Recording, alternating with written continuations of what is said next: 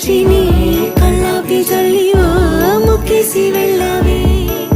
నిదరిక రాదు అన్న నిజముని మోసుకుంటూ మది నిన్ను చేరుతుంది చిలక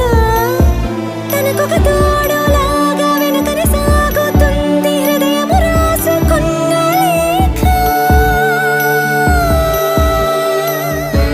వెన్నెల్లో ఉన్న వ్యసంగా ఉంది నేనే ఊహిస్తుంటే